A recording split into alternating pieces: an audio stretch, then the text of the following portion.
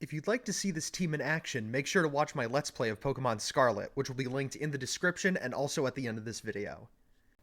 Pokemon Scarlet and Violet are finally out, and you know what that means. Time for some best teams. For those of you who don't know, I build teams that can counter every single type in the game, so no matter what Pokemon you fight, you always have a counter for it. Now before we get into the video, let's go over some rules. Rule number 1 is no legendaries or post-game Pokemon. They're too late in the game and too powerful for my liking, so we're not going to be using those. Rule number 2 is no version exclusives. This one might be self-explanatory, but I want these teams to be used by players of both versions, so no version exclusives either. Rule number 3, no repeat Pokemon. Since I make 3 best teams, one for each starter, I want there to be a completely unique experience for people no matter which starter they choose. And rule number 4 is no Terra Pokemon unless absolutely necessary. And by that, I mean no Pokemon with Terra types that are outside of their normal typing. It just makes my head hurt to make sure all the Terra types fit, so we're not going to be doing that unless it's necessary. Now that we've gone over the rules, let's build the best team for Pokemon Scarlet and Violet Skeledirge Edition. First up is of course our starter Skeledirge. You get Fuecoco right outside your house, it evolves into Crocolore at level 16, and then finally into Skeledirge at level 36. Its Fire and Ghost type is super effective against Grass, Ice, Bug, Steel, Psychic, and Ghost types, and it resists Fire, Grass, Ice, Steel, Poison, Bug, and Fairy type moves, with an immunity to normal and fighting. For moves, I'm giving it Torch Song and Shadow Ball for stab, Seed Bomb to cover its weaknesses to water, rock, and ground, and Snarl to lower opponent's special attacks, since Skeledirge doesn't really have great special defense. Alternatively, you can replace Seed Bomb with Solar Beam, just know that Solar Beam does take 2 turns to charge. You'll get Torch Song upon evolution, Shadow Ball is learned at level 38, Snarl can be either retaught or learned by TM, whichever you prefer, and Seed Bomb and Solar Beam are both learned by TM. Next up, for the 3rd game in a row, is Magnezone. This guy just keeps popping up, but I'm not complaining, because he's really, really good. You can find Magnemite in these areas, because I'm too lazy to list out every single square that it's available in, evolve it into Magneton at level 30, and then into Magnezone by using a Thunderstone. Its electric and steel typing deals super effective damage against water, flying, rock, fairy, and ice types, and resists normal, rock, steel, ice, fairy, flying, dragon, psychic, electric, grass, and bug moves with an immunity to poison. For moves, I'm giving it Flash Cannon and Thunderbolt for stab, Body Press, and Tri Attack for coverage because it honestly doesn't get any coverage against its weaknesses. Thank goodness this thing only has 3 of them.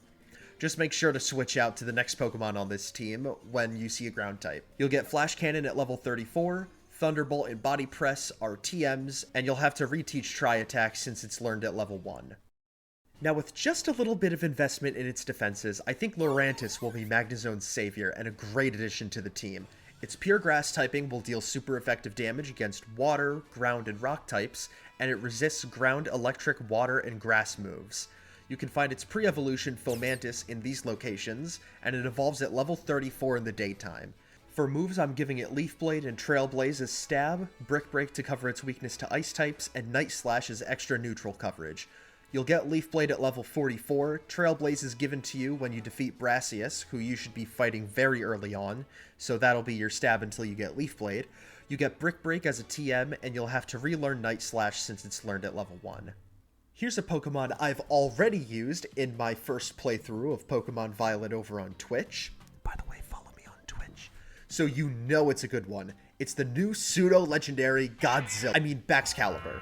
Look man, it's really hard to tell the difference between these two. Just look at this. Anyway, you can get Frigivax in these areas. It evolves into Arctivax at level 35, and finally into Baxcalibur at level 54. Its Dragon and Ice typing will be super effective against Grass, Ground, Flying, and Dragon types, and resists Grass, Water, and Electric moves. For moves, I'm giving it Dragon Claw and Icicle Crash for stab, and Brick Break and Iron Head to cover its weaknesses to Rock, Fairy, and Steel. You can get Dragon Claw at level 35, Icicle Crash at level 62, so you'll have to use the TM for Avalanche until you get that, and Brick Break and Iron Head are both TMs. Next up is our second crocodile Pokemon on this team, Crocodile. You can get Sandile in these areas, it evolves into Crocorock at level 29, and finally into Crocodile at level 40. Its ground and dark typing is super effective against rock, poison, electric, steel, fire, ghost, and psychic types, and resists poison, dark, ghost, and rock type moves, with an immunity to psychic and electric. For moves, I'm giving it Earthquake and Crunch as stab, Thunderfang to cover its weakness to water, and let's all say it together, because we know it's coming, Brick Break to cover its ice weakness, because for some reason every Pokemon gets this move, and it has decent power for playthrough standards. It also gets rid of screens, so that's pretty helpful. You'll get Earthquake at level 44, so you could use Dig or Bulldoze until you get it. Either works, it's just up to personal preference. You get Crunch at level 27, and the other two moves are TMs. I really like making these best teams, because it forces me to use unconventional Pokemon that I wouldn't even bat an eye at in a regular run, and almost no entry in this series proves this point better than our last Pokemon, Medicham. In retrospect, I could have just chosen Gallade, but I want to give Medicham some love, so we're going to stick with Medicham, because no one really uses it. You can find Meditite in these areas, and it evolves at level 37. Its fighting and psychic typing is super effective against ice, steel, normal, rock, fighting, and poison types. So I just realized this while editing, but I didn't mention the dark type. Fighting is super effective against dark, so I'm just gonna tick that off the list for offense. And it resists fighting and rock moves. For moves, I'm giving it Zen Headbutt and, again, Brick Break for stab, or you could use Drain Punch, whichever you prefer, Rock Slide to cover its flying weakness, and Bulk Up to set up. You get Zen Headbutt at level 25, and the rest of the moves are all TMs. So there you have it. If you chose Fuecoco in your Pokemon Scarlet and Violet journey, this is the best team you can build around this starter. If there's a best team that you came up with, or you just want to share the team that you're using in your game right now, be sure to put it in the comments. I'd love to see which Pokemon you guys are using. Again, if you want to see me use this team in an actual run, I'm doing a Let's Play of Pokemon Scarlet where I'm using this exact team, so be sure to go watch the first episode, and I'll see you next time. Okay, I think they're gone. What's up, secret audience? I just wanted to report that I'm making a supercut of my playthrough of Pokemon Violet that I streamed on Twitch. By the way, again, follow me on Twitch. I stream there every day. At the end of my videos, I'll report my progress, but at the moment, it's just 0% complete, but I'm going to start editing it as soon as this video goes up. Thanks for watching to the very end, and I'll see you in the next one.